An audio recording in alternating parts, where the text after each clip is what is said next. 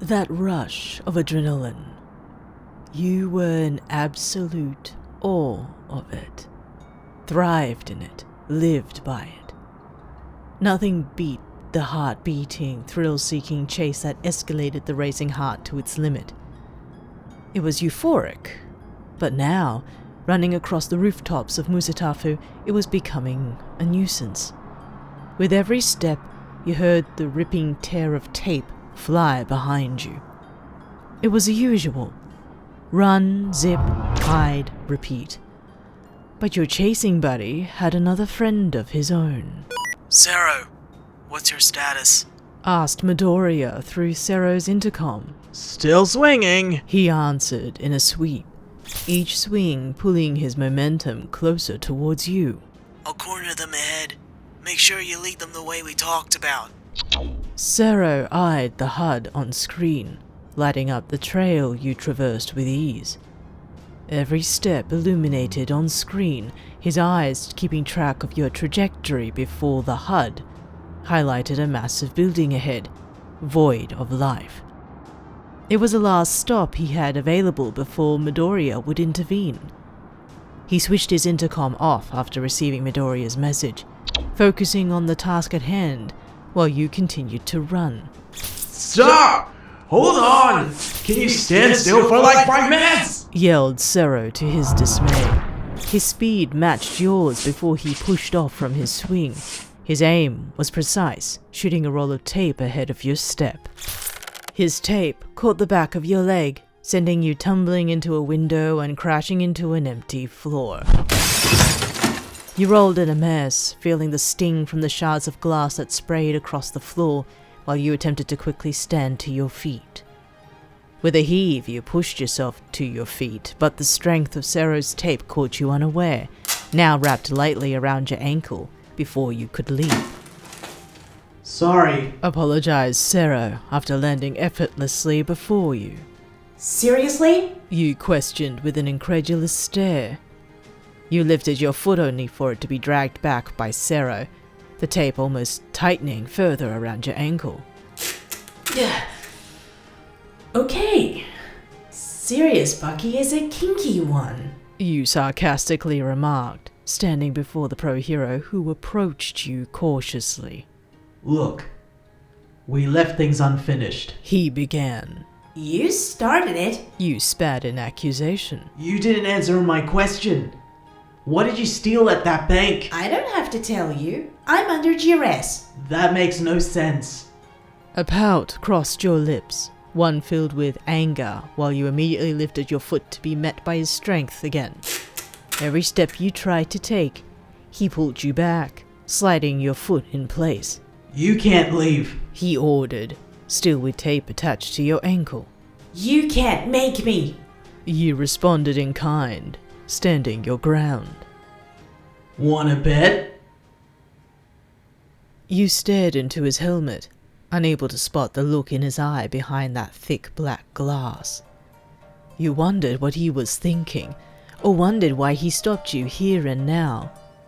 You charged towards him, taking him by surprise before you threw a punch, landing it on his chest. The more you closed the distance between the both of you, the less likely he would be able to utilize his quirk.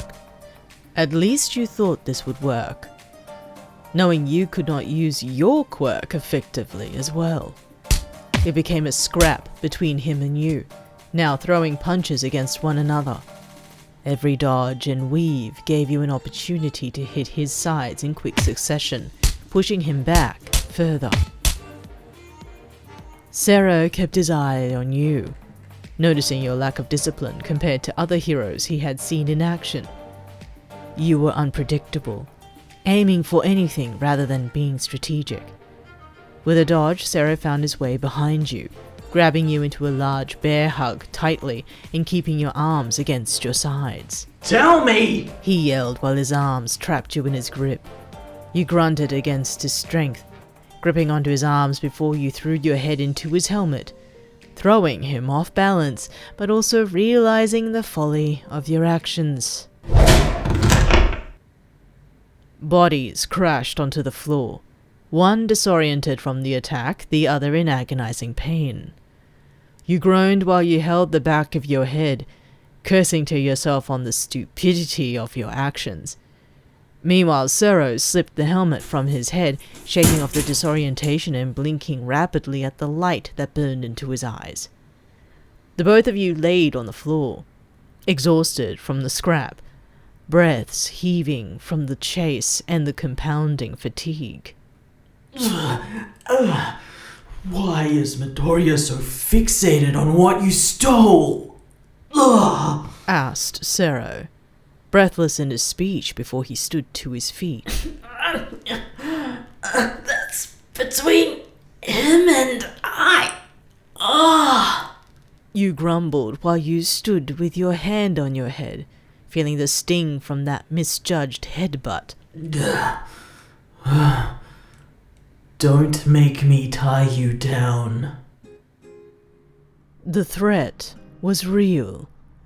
You could hear it in his voice, staring back at Sero now no longer with his helmet present. You felt an accord between each other, staring into those eyes filled with frustration until your legs took flight. Still, you weren't fast enough. Another whip of tape wrapped around your leg, pulling your weight from under and tripping you back onto the floor.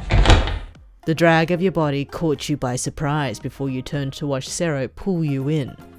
Your hands dug into the tape that tightly bound your leg, but too late before Sero grabbed hold of your shirt and pulled you up to your feet. With renewed vigor, you pushed at it, freeing yourself to engage with him once again, punching him wherever he was vulnerable. It was short-lived before Sero grabbed a hold of your body, pushing you against one of a few walls that stood on this empty floor, trapping your limbs against his. Your heavy breaths intermingled with his face close to yours while you stared into his gaze.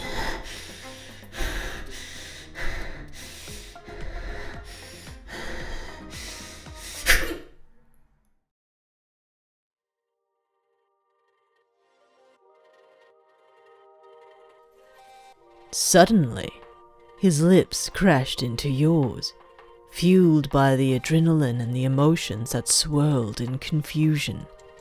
A moment of clarity faded before you returned his kiss with one just as strong, indulging in the moment instead while he still pinned you to the wall. Your mind went blank. Your actions were driven by instinct and emotion, feeling the reciprocation from Sero almost tenfold before he pulled away, his breath heavier and raspier. I'm trying to look out for you, he explained, slowly releasing his grip on your wrists and replacing his force with a gentle touch.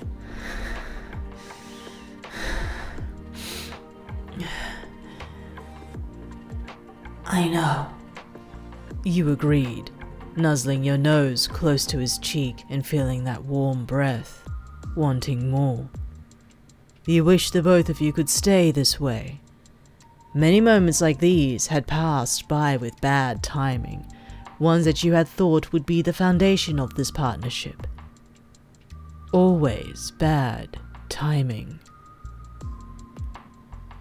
Sero stared back into your exhausted face, knowing he had spent too long to reach Midoriya for this capture that he needed to prolong the inevitable further.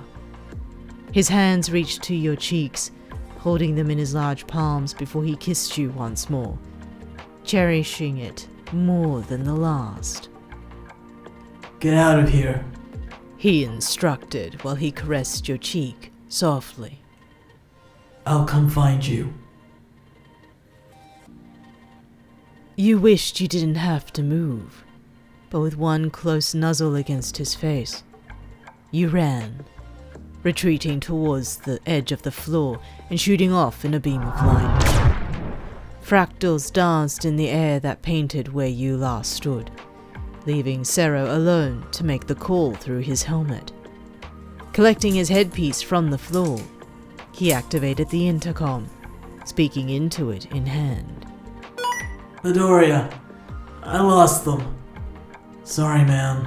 Apologized Sero, staring after the trail of light that was left behind. He hoped Midoriya hadn't witnessed everything that transpired. Got bigger problems, Sero. Informed Midoriya, his breath heaving as if in mid-run. Called into SR. Sero stared incredulously at his helmet after hearing Midoriya's words. What's going on? Kendra's kindergarten is under attack. Sero turned towards the city, surveying the skyline from above before he spotted Esaha in the distance. Aside from the collapse of one of Esaha's tallest towers, there was no other structural damage or smoke visible. With no clear indication how long ago the call was made, he immediately slipped the helmet back on, jumping off from the floor and making his way to Esaha. He hoped you didn't decide to trek in that direction.